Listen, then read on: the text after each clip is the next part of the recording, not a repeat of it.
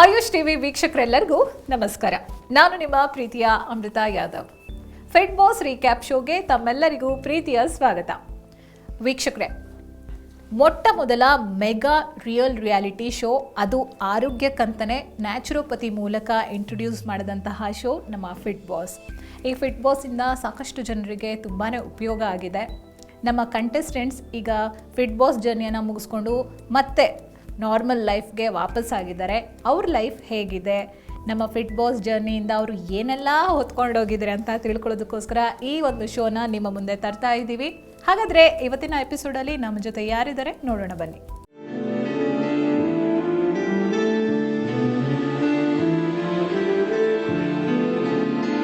Hi, ನನ್ನ ಹೆಸರು ನಿಸರ್ಗ. ನಾನು ಹುಟ್ಟಿದ್ದು ಬೆಳೆದಿದ್ದು ಎಲ್ಲ ಬ್ಯಾಂಗ್ಳೂರಲ್ಲೇ.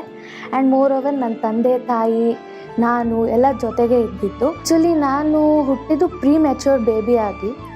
ಸೊ ಆ ಪ್ರೀ-ಮೆಚೂರ್ ಬೇಬಿಗೆ ಹೆಂಗೆ ತಿನ್ನಿಸ್ಬೇಕು ಅಂಥದ್ದೆಲ್ಲ ತಿನ್ನಿಸಿ ನಮ್ಮ ಮಮ್ಮಿ ಸ್ವಲ್ಪ ಮಿಲ್ಕ್ ಪೌಡರ್ ಅದೆಲ್ಲ ಜಾಸ್ತಿ ತಿಂದು ಒಂದು 4th ಸ್ಟ್ಯಾಂಡರ್ಡ್ 5th ಸ್ಟ್ಯಾಂಡರ್ಡ್ ಆಗ್ತಾ ಇದ್ದಂಗೆ ನಾನು ಸ್ವಲ್ಪ ಫ್ಯಾಟ್ ಆದೆ. ಅಂದರೆ ಚಬ್ಬಿ ಆದೆ, ಇಷ್ಟೊಂದು ಫ್ಯಾಟ್ ಇರಲಿಲ್ಲ. ಹಾಗೆ ಹೋಗ್ತಾ ತಿನ್ನೋದು, ಅದು ಆಳು ಮುಳು ತಿನ್ನೋದು, ಆ ಥರ ಇದ್ದು ಫುಲ್ ಫ್ಯಾಟ್ ಆದೆ. ಸ್ಕೂಲಲ್ಲಿ ನನ್ನ ಫ್ರೆಂಡ್ಸು ಡುಮ್ಮಿ ಅನ್ನೋದು, ನೀನೇನು ಚೆನ್ನಾಗಿದ್ಯಾ ಅನ್ನೋದು, ಅಸಹ್ಯವಾಗಿದ್ಯಾ ಅನ್ನೋದು, ಏನೋ ಒಂಥರ ಆ ಥರ ಎಲ್ಲ ರೇಗ್ಸೋದು, ನನಗೆ ಇರಿಟೇಟ್ ಮಾಡೋದು. ನಾನು 18 ಇಯರ್ಸ್ ಇದ್ದಾಗ ನಮ್ಮಮ್ಮ ಹುಷಾರಿಲ್ಲದೆ ಅವ್ರಿಗೆ ಬೋನ್ ಬ್ರೇಕ್ ಆಗಿತ್ತು. ಗ್ಯಾಂಗ್ರೀನ್ ಆಗಿ ಬ್ಲಡ್ ಇನ್ಫೆಕ್ಷನ್ ಆಗಿ ತೀರ್ಕೊಂಡ್ರು. ಕಾಲೇಜ್ ಹಂಗೆ 6 ಮಂತ್ಸ್ ಕಾಲೇಜ್ ಕರೆಕ್ಟಾಗಿ ಹೋಗಿದ್ದೀನಿ ಅಷ್ಟೇ. ಆದಮೇಲೆ ನಾನು ಹೋಗೋಕ್ಕಾಗಲಿಲ್ಲ. ಅದಾದಮೇಲೆ ನನಗೆ ಆಫರ್ ಬಂತು ಗೀತಾ ಸೀರಿಯಲಲ್ಲಿ ಕಾಮಿಡಿಯನ್ ಆಗಿ ಮಾಡೋಕ್ಕೆ. ಅದರಲ್ಲಿ ಮಾಡ್ಕೊಂಡು ಹೋದೆ. ಗೀತಾ ಶೂಟಿಂಗ್ಸ್ಗೂ ಮತ್ತು ಪ್ಲಸ್ ನಂದು ಕಾಲೇಜ್ಗೂ ಮ್ಯಾಚ್ ಆಗೋಕ್ಕೆ ಇದಾಗ್ತಾಯಿತ್ತು. ಅದಾದಮೇಲೆ ಹೀಗೆ ಒಂದೊಂದು ಸೀನ್ಗಳು ನಡೀತಾ ಇದ್ವು. ಒಂದಿನ ಹೀಗೆ ಒಂದು ಗೀತಾ ಅವ್ರ ಪಪ್ಪಂದು ಡೆತ್ ಆಗಿರುತ್ತೆ, ವಿಷ ತೊಗೊಂಡಿರ್ತಾರೆ, ಅದೇನೋ ಆಗುತ್ತೆ ಅನ್ನೋ ಸೀನ್ ಮುಗಿಸ್ಕೊಂಡು ನಾನು ನಮ್ಮ ಮನೆಗೆ ಬಂದಿದ್ದೆ. ಅದಾಗಿದ್ದು ನೆಕ್ಸ್ಟ್ ಡೇನೇ ನಮ್ಮ ಪಪ್ಪಂಗೆ ಹುಷಾರು ತಪ್ಪಿತು. ಅವರು ಉಸಿರಾಡೋಕ್ಕಾಗ್ತಿಲ್ಲ. ಅವಾಗ ತಾನೇ ಜಸ್ಟ್ ಇಲ್ಲಿಂದ ಹಾಸ್ಪಿಟಲ್ಗೆ ಕರ್ಕೊಂಡು ಹೋಗಿದ್ದು 5 ಮಿನಿಟ್ಸಲ್ಲೇ ಪಪ್ಪ ಇಲ್ಲ. ಲೋನ್ಲಿ ಲೈಫ್ ಅಂತ ಬಂತು ಅಂದರೆ ತುಂಬಾ ಕಷ್ಟ ಲೋನ್ಲಿ ಆಗಿರೋದು. ಅದು ನನಗೆ ಮಾತ್ರ ಗೊತ್ತು. ಅದನ್ನು ಹೇಳಿದ್ರು ಎಕ್ಸ್ಪ್ರೆಸ್ ಮಾಡಿದ್ರು ಹೇಳೋಕ್ಕೆ ಅದು ಜನರಿಗೆ ಅರ್ಥ ಆಗೋದಿಲ್ಲ ಯಾವ ಥರ ಲೋನ್ಲಿನೆಸ್ ಅನ್ನೋದು. ಡಿಪ್ರೆಷನ್ಸು, ಮೆಂಟಲ್ ಹೆಲ್ತು, ನನಗೆ ಯಾರೋ ಬೇಕು ಅನಿಸ್ದಾಗ ಯಾರೂ ಬರದೇ ಇರೋದು,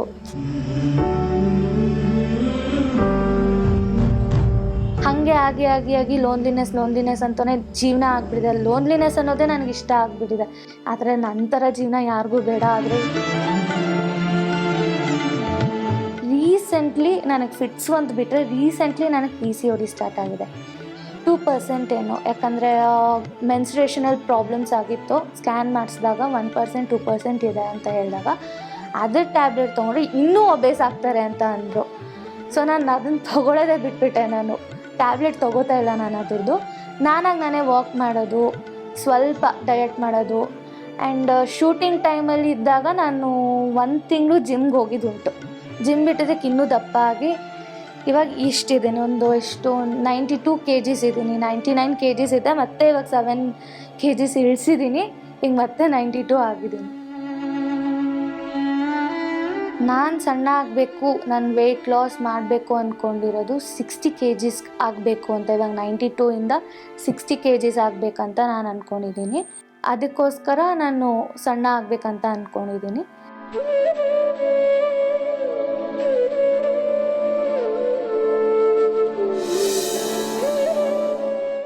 ನೋಡಿದ್ರಲ್ಲ ವೀಕ್ಷಕರೇ, ನಮ್ಮ ಫಿಟ್ ಬಾಸ್ ಕಂಟೆಸ್ಟೆಂಟ್ಸಲ್ಲಿ ಇವರು ಕ್ರೈ ಬೇಬಿ ಅಂತಲೇ ಫೇಮಸ್. ಆದರೂ ಕೂಡ ಎಲ್ಲರಿಗೂ ತುಂಬ ಮುದ್ದು, ಎಲ್ಲರ ಪ್ರೀತಿಯ ತಂಗಿ ಅಂತಲೇ ಹೇಳಬಹುದು.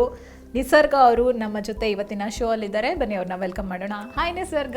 ಹಾಯ್, ಹೇಗಿದ್ದೀರಾ? ನಾನು ಚೆನ್ನಾಗಿದ್ದೀನಿ. ನೀವು ಹೇಗಿದ್ದೀರಾ? ನಾನು ಚೆನ್ನಾಗಿದ್ದೀನಿ. ಓಕೆ, ಡಯಟ್ ಎಲ್ಲ ಮೇಂಟೈನ್ ಮಾಡ್ತಾ ಇದ್ದೀರಾ? 1 ಟೈಮ್ ಮೀಲ್ ಮಾಡ್ತಾ ಇದ್ದೀನಿ, ಮಧ್ಯಾಹ್ನ ಊಟ ಮಾಡ್ತಿದ್ದೀನಿ.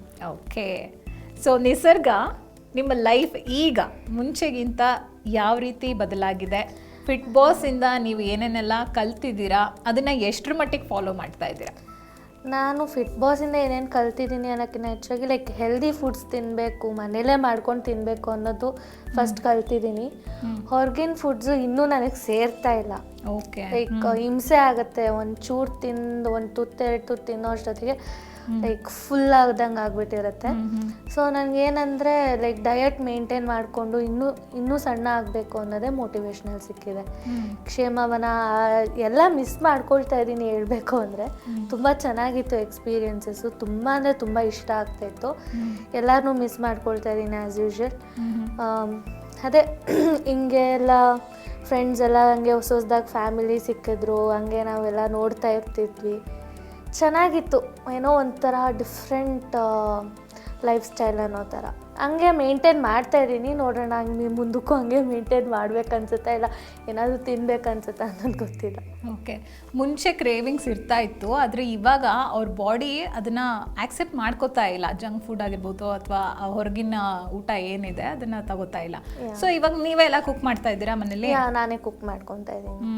ಅಲ್ಲಿ ಏನೇನು ಕಲ್ತಿದ್ರಿ ಅದೇ ಸೇಮ್ ಮೆನು ಫಾಲೋ ಮಾಡ್ತಾ ಇದ್ದೀನಿ. ಸೂಪು, ಮಾರ್ನಿಂಗ್ ಸ್ಮೂದಿ, ಏನಾದರೂ ಒಂದು ಲೈಕ್ ಬೀಟ್ರೂಟ್ ಜ್ಯೂಸ್ ಆ ಥರ ಏನಾದರೂ ಮಾಡ್ಕೊಂಡು ಕುಡಿತೀನಿ. Very good, very good. So Nisarga, ಇದನ್ನ ಬಿಟ್ಟು ಇದರ ಅಂದರೆ ಊಟ ತಿಂಡಿ ಹೊರತಾಗಿ ನಿಮ್ಮಲ್ಲಿ ಏನಾದರೂ ಒಂದು ನಿಮ್ಮ ಲೈಫಲ್ಲಿ ಒಂದು ಮೇಜರ್ ಚೇಂಜ್ ಅಂತ ಆಗಿದ್ರೆ ಫಿಟ್ ಬಾಸ್ ಜರ್ನಿ ಆದಮೇಲೆ ಅದು ಏನು? ಫಿಟ್ ಬಾಸ್ ಜರ್ನಿ ಆದಮೇಲೆ ನನಗೆ ಒಂದೇ ಒಂದು ಅರ್ಥ ಆಗಿದ್ದು, we should not trust blindly anyone ಅಂತ. ಓಕೆ. ಅಂದರೆ ಬ್ಲೈಂಡಾಗಿ ಎಲ್ಲನೂ ಟ್ರಸ್ಟ್ ಮಾಡಿಕೊಂಡು ಓಡಾಡೋದಕ್ಕಿಂತ we have to be mature where we go. ಎಲ್ಲಿ ನಾವು ಹೋಗಿ ಹೆಂಗೆ ಮೆಚ್ಯೂರಾಗಿ ಮಾತಾಡ್ತೀವಿ ಆವಾಗಲೇ ನಮಗೆ ಮರ್ಯಾದೆ ಸಿಗೋದು. ಚೈಲ್ಡಿಶ್ ಆಗಿ ಆಡಿದ್ರೆ ಮರ್ಯಾದೆ ಸಿಗಲ್ಲ ಅನ್ನೋದು ಒಂದು ಕಲ್ತಿದ್ದೀನಿ. ಓಕೆ. ಅಂದರೆ ಆ ಒಂದು ಮೆಚ್ಯೂರಿಟಿ ನಿಮ್ಗೆ ಬಂದಿದೆ? ಮೆಚ್ಯೂರಿಟಿ ಇನ್ನೂ ಬಂದಿಲ್ಲ, means trying to be mature. ಅರ್ಥ ಆಗ್ತಾ ಇದೆ ಹೆಂಗೆಲ್ಲರೂ why they were like treating like a baby ಆ ಥರ ಎಲ್ಲ. ಲೈಕ್ ಏನಕ್ಕೆ ಅಷ್ಟು ಬೇಗ ಪ್ಯಾನಿಕ್ ಆಗಿ ಹತ್ಬಿಡ್ತಾ ಇದ್ದೆ, ಏನಕ್ಕೆ ಬೇಕಿತ್ತು ಅದೆಲ್ಲ ಅಂತ ಒಂದೊಂದು ಸತಿ ಅನ್ನಿಸ್ತಾ ಇತ್ತು. ಸೊ ನೋಡಿದರೆ ಅದನ್ನು ನೆನೆಸ್ಕೊಂಡು ಇವಾಗ ನೋಡಿದ್ರೆ I am quite okay, I am not crying, ಏನಿಲ್ಲ, ಯಾರು ಇದ್ರ ಬಗ್ಗೆನೂ ಟೆನ್ಷನ್ಸ್ ತೊಗೊತಾ ಇಲ್ಲ. ನಂದನ್ನು ನಾನು ನೋಡ್ಕೊಂಡು ನನ್ನ ಪಾಡಿಗೆ ನಾನು ಇದ್ದೀನಿ ಅಷ್ಟೇ. ತುಂಬ ಒಳ್ಳೆ ಚೇಂಜ್ ಇದು ಹಾಗಾದರೆ. ಆವಾಗ ಇವ್ರು ತುಂಬ ಸೂಕ್ಷ್ಮ ಅಂದರೆ ತುಂಬ ಫ್ರೆಜೈಲ್ ಆಗಿರ್ತಾ ಇದ್ರಿ, ಇವಾಗ ಸ್ಟ್ರಾಂಗ್ ಆಗಿದ್ರೆ ಹಾಗಾದರೆ ಮೆಂಟಲಿ. ವೆರಿ ಗುಡ್ ನಿಸರ್ಗ. ಸೊ ಈಗ ಒಂದು ಕೇಳ್ತೀನಿ, ಓಕೆ, ಹಾನೆಸ್ಟ್ ಆಗಿ ಹೇಳಬೇಕು. ನಿಮ್ಮ ವೇಟ್ ಹಾಗೆ ಇದೆಯಾ, ಜಾಸ್ತಿ ಆಗಿದೆಯಾ? ಯಾಕಂದ್ರೆ ಮೇಂಟೈನ್ ಮಾಡ್ತಾ ಇದ್ದೀನಿ ಅಂತ ಹೇಳಿದ್ರಿ. ನಂದು ವೆಯ್ಟ್ ಆ್ಯಕ್ಚುಲಿ ಅಲ್ಲಿದ್ದಾಗ್ಲೂ ಅಷ್ಟೇ ಕರೆಕ್ಟಾಗಿ 6 kgs ನಾನು ಅಲ್ಲಿದ್ದಾಗ ಇಳಿದಿದ್ದು. 6 kgಯಿಂದ 1 kg ಇಳಿದಿದ್ದೀನಿ ನಾನು. ಇನ್ನೂ 97ಇಂದ 91 ಆಗಿದೆ ಕ್ಷೇಮವನಕ್ಕೆ ಹೋದಾಗ. ಅಲ್ಲಿಂದ ಇಲ್ಲಿಗೆ ಬಂದು 90 ಆಗಿದ್ದೀನಿ. ನನಗೆ ಲೈಕ್ ಏನು ಹೇಳ್ತಾರೆ, ಇಂಚಸ್ ಲಾಸ್ ಆಗ್ತಾ ಇದೆ, ವೆಯ್ಟ್ ಲಾಸ್ ಆಗೋಕ್ಕೆ ಲೇಟ್ ಆಗುತ್ತೆ ಅಂತ ಅಲ್ಲಿದ್ದವರು ಹೇಳಿದರು. ಓಕೆ.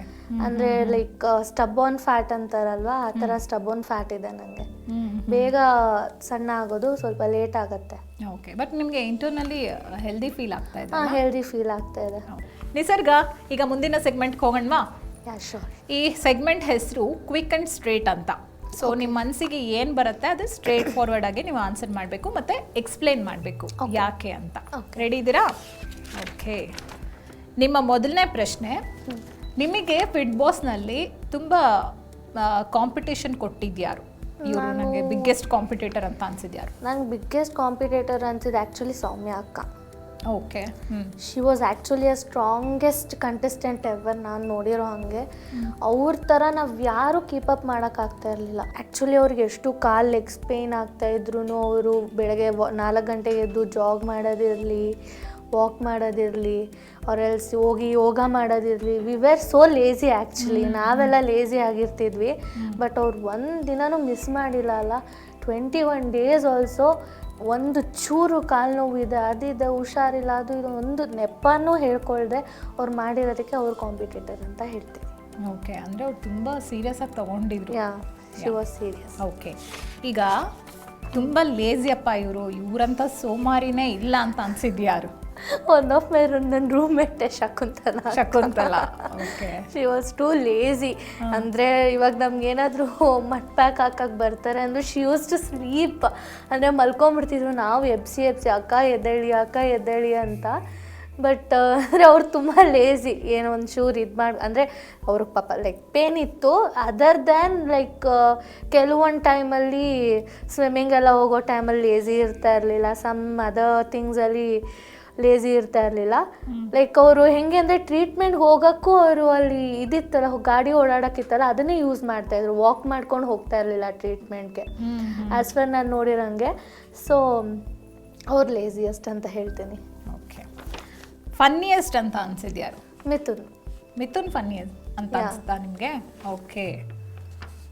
ಯಾಕಂದ್ರೆ ಅವ್ರು ಎಲ್ಲರನ್ನೂ ಒಂದು ಸ್ವಲ್ಪ ಖುಷಿಯಾಗಿ ಇಟ್ಕೊಂಡು ಲೈವ್ಲಿ ಆಗಿರ್ತಾರೆ. ನೀವು ಇವ್ರನ್ನ, ಯಾಕಂದರೆ ನಿಮಗೆ ತುಂಬ ಜನ ಅಲ್ಲಿ ಎಲ್ಲರ ಜೊತೆನೂ ಒಂದು ಬಾಂಡಿಂಗ್ ಕ್ರಿಯೇಟ್ ಆಗಿತ್ತಲ್ವಾ? ಆದರೆ ಎಲ್ಲರಿಗಿಂತ ಜಾಸ್ತಿ ನಾನು ಇವ್ರನ್ನ ಮಿಸ್ ಮಾಡ್ಕೋತೀನಿ ಅಂತ ಆದರೆ ಯಾರವ್ರು? ಭಾಗ್ಯ. ಆ್ಯಸ್ ಯೂಶುವಲ್ ಎಲ್ಲರಿಗೂ ಗೊತ್ತು ನಾನು ಭಾಗ್ಯನೇ ಹೇಳ್ತೀನಿ ಅಂತ. ಭಾಗ್ಯನೇ ಮಿಸ್ ಮಾಡ್ಕೊಳ್ತೀನಿ. ಸಿಸ್ಟರ್ ಥರ we are in contact. But ಅವ್ರ ಕೆಲಸದಲ್ಲಿ ಬ್ಯುಸಿ ಇರ್ತಾರೆ, ನಾನು ಹಾಗೆ ಬ್ಯುಸಿ ಇರ್ತೀನಿ. But sometimes we do talk. But ಆದರೂ ಆ ಬಾಂಡಿಂಗ್, ಅಲ್ಲಿದ್ದಿದ್ದ ಬಾಂಡಿಂಗ್ ಮತ್ತೆ ಬರಲ್ವಾ ಗೊತ್ತಿಲ್ಲ. But we are the same actually. Nice. Short tempered ಅಂತ ಅನ್ಸಿದ್ಯಾರು? ಶಾರ್ಟ್ ಟೆಂಪರ್ ಬಂದ್ಬಿಟ್ಟು ನಮ್ಮ ಸುಮಂತ್. ಲೈಕ್ ಅಂದರೆ ನನ್ನ ವ್ಯೂ ಅಲ್ಲಿ ಅವ್ರು ಶಾರ್ಟ್ ಟೆಂಪರ್ ಆಗಿದ್ರು. ಬೇರೆಯವ್ರ ವ್ಯೂ ಅಲ್ಲಿ ಹೆಂಗಿದ್ರು ನಂಗೆ ಗೊತ್ತಿಲ್ಲ. ನನ್ನ ಕಣ್ಣಲ್ಲಿ ಅಂದರೆ ಲೈಕ್ ನಾನು ಒಂದು ಎಪಿಸೋಡಲ್ಲೂ ಕೂಡ ಅವರು ಸುಮ್ಮನೆ ಹಿಂಗೆ ಟ್ಯಾಕಲ್ ಮಾಡಿದ್ದಕ್ಕೆ ನನಗೆ ತುಂಬ ಇದು ಮಾಡ್ಕೊಂಡು ಎದ್ದೋಗ್ಬಿಟ್ಟಿದ್ದೆ ಕ್ಯಾಮ್ರಾಯಿಂದ. ಸೊ ನಂಗೆ ಅವಾಗಿಂದ ಅವ್ರ ಹತ್ರ ಏನಾದರೂ ಮಾತಾಡಬೇಕು ಅಂದರೆ ಇಲ್ಲ ಏನಾದರೂ ಇವ್ರು ಕಿರಿಚ್ಬಿಡ್ತಾರೆ, ಅವ್ರ ಹತ್ರ ಮಾತಾಡೋದು ಬೇಡ ಅಂತ ಸ್ವಲ್ಪ ಹಿಂದೆ ಜರೀತಿದ್ದೆ ನಾನು. ಬಟ್ ಆಫ್ಟರ್ ಎಲ್ಲ ಮುಗಿದ್ಮೇಲೆ ಒಂದು ಸತಿ ಮೀಟ್ ಮಾಡಿದಾಗ ನಂಗೆ ಗೊತ್ತಾಯಿತು ಪಾಪ ಇವ್ರು ಶಾರ್ಟ್ ಟೆಂಪರ್ ಇಲ್ಲ, ನಾನು ಅಂದ್ಕೊಂಡಿದ್ದಂಗಿತ್ತು ಅಂತ. ಬಟ್ ನನ್ನ ವ್ಯೂ ಆಫ್ ವ್ಯೂಲಿ ಅವ್ರು ಶಾರ್ಟ್ ಟೆಂಪರ್ ಆಗಿದ್ದಾರೆ. ಓಕೆ. ಫಿಟ್ ಬಾಸ್ ಮನೆಯಲ್ಲಿ ನಿಮಗೆ ಹೀರೋಯಿನ್ ವೈಬ್ಸ್ ಅಥವಾ ಹೀರೋ ವೈಬ್ಸ್ ಕೊಟ್ಟವ್ರು ಯಾರು? ಹೀರೋಯಿನ್ ವೈಬ್ಸ್ ಬಂದುಬಿಟ್ಟು ಇವ್ರು ಕೊಟ್ಟಿದ್ದು ಯಾರಂದರೆ ನಮ್ಮ ಲಡ್ಡು ದಿವ್ಯಾ. ಎಲ್ಲ ಟಾಸ್ಕಲ್ಲೂ ಫುಲ್ಲು ಹೀರೋಯಿನ್ ಥರ, ಮಾಲಾಶ್ರೀ ಥರ ಎಲ್ಲ ಸಖತ್ತಾಗಿ ಮಾಡ್ಕೊಂಡು ಹೋಗ್ತಾ ಇದ್ಲು. ಹೀರೋ ಫೀಲು ನಮ್ಮ ಸುಮಂತಣ್ಣ. ಲವ್ ಗುರು ಬಿಟ್ಬಿಡೋಕ್ಕಾಗತ್ತಾ? ಎಲ್ಲಾದರೂ ನಾನು ಹಿಂಗೆ ಮಾಡ್ತೀನಿ ಅಂದ್ಕೊಂಡೇ ಇದ್ರು. ಅವ್ರದ್ದು ಹೀರೋ ಫೀಲ್ ಇತ್ತು.